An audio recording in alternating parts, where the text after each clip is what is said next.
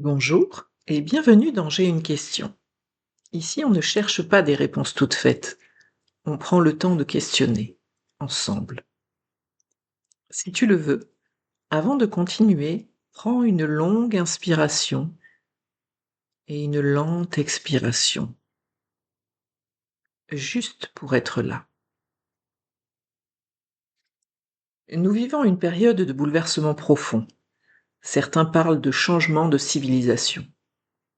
Beaucoup de repères disparaissent. Ce que nous traversons peut désorienter, inquiéter ou éveiller. Avoir une question n'est pas une faiblesse, c'est souvent un signe de lucidité, et parfois le début du chemin. Souviens-toi, je ne détiens aucune vérité. Je te partage une exploration, une lecture, un regard. Fais preuve de discernement. Prends ce qui résonne en toi, ce qui est juste pour toi, et laisse le reste.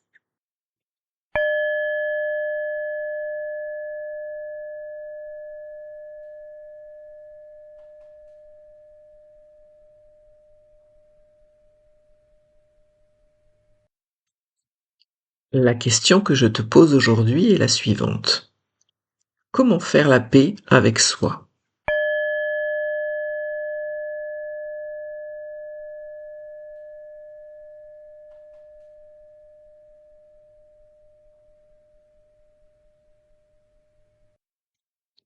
Nous sommes le 8 mai.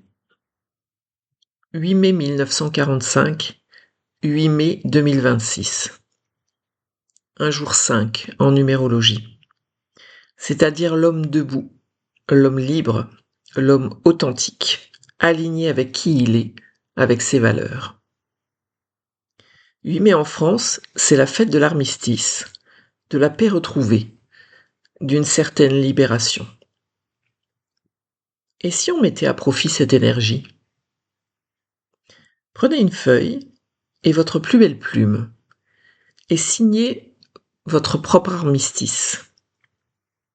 Écrivez « Je fais la paix avec moi-même », daté et signé. Prenez le temps de célébrer la victoire, de la savourer et de ressentir ce que cela vous fait.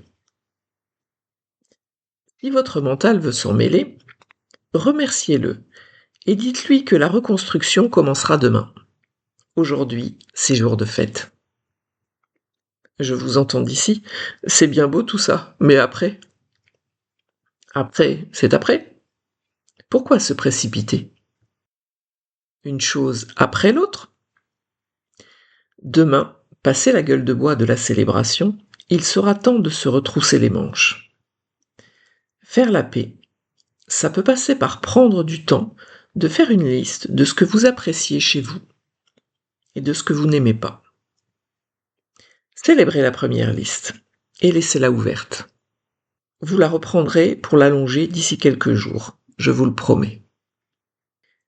Relisons ensuite la seconde. Prenez l'un des mots et tentons de comprendre ce qu'il cache. Par exemple, je suis impatient, je n'aime pas attendre, j'ai l'impression de perdre mon temps, j'ai besoin que ça soit tout de suite. Je suis un peu comme vous. Quand tout n'avance pas comme je le voudrais, j'enrage. Pourtant, je me suis déjà rendu compte que parfois les choses n'avancent pas pour une bonne raison. Ce n'est pas le bon moment, je n'ai pas toutes les informations, certaines conditions, que j'ignorais même, n'étaient pas remplies. La bonne personne ne s'était pas encore présentée. Autrement dit, les étoiles n'étaient pas encore alignées. Apprendre la patience consiste en réalité à faire confiance à la vie et au plan qui est toujours parfait. Un exemple concret. Je dois aller faire des courses. J'ai le choix entre les faire aujourd'hui, mais il est presque l'heure de la fermeture du magasin, je suis à la bourre, la voiture devant moi n'avance pas, ça m'énerve, bien évidemment, et je suis dans la précipitation. Ou alors, je choisis de ralentir. Je ferai les courses demain, en prenant le temps, sans que cela n'alourdisse ma charge mentale, mon emploi du temps. Quel choix feriez-vous, vous? Je fais systématiquement le deuxième, et je me suis rendu compte que les choses étaient beaucoup plus fluides lorsque moi-même je n'étais pas dans la précipitation. L'expérience, renouvelée, m'a appris que rien ne sert de courir, il faut partir à point. Ça vous rappelle quelque chose peut-être. Prendre les choses comme elles viennent enlève du stress, de la charge mentale, et permet de retrouver une qualité de vie et la paix. J'ai donc rayé de la liste «Je n'aime pas, je suis impatiente» et j'ai rajouté dans la liste «J'aime bien» prendre mon temps. Un autre exemple, qui a été un gros morceau pour moi, mais je vous l'ai déjà dit. Comment mange-t-on un éléphant? Par petites bouchées. Je suis différente, à tout point de vue. Je ne suis pas née à la bonne époque, je ne suis pas née sur la bonne planète, je n'aime pas les gens, je suis hyper tout, hypersensible, agoraphobe, trop timide, avec un syndrome de l'imposteur omniprésent, j'en passe et des meilleurs. Au point que j'en suis devenue hyper chiante pour mon entourage. J'ai donc développé un super pouvoir. Peut-être que tu as le même. Je suis devenue suradaptée. Pour pouvoir me fondre dans la masse, me faire accepter, avoir un peu de relations sociales, mais pas trop, et j'ai fait ce que l'on attendait de moi. Me mettre en couple, avoir un enfant, faire des études, avoir un métier de notable, assister aux réunions de famille, etc. Vous voyez le tableau, j'imagine. Sauf que si je coche toutes les cases de la personne acceptable, ça m'a usé jusqu'à la corde, jusqu'au fameux burn-out, dont le caractère épidémique prouve qu'il y a un problème qui n'est pas individuel, mais bien sociétal. J'ai dû alors faire le tri dans ce qui était acceptable ou non pour moi, abandonner ce qui me coûtait trop, et faire la liste surtout de mes non négociables, en comprenant comment je fonctionnais réellement. Il n'y a rien de magique là-dedans, c'est même laborieux, ça prend du temps. Ce n'est, pour ainsi dire, jamais fini. Mais ces non négociables sont les parties de moi avec lesquelles j'ai fait la paix, et j'ai signé mon armistice. Cette différence aujourd'hui fait ma force.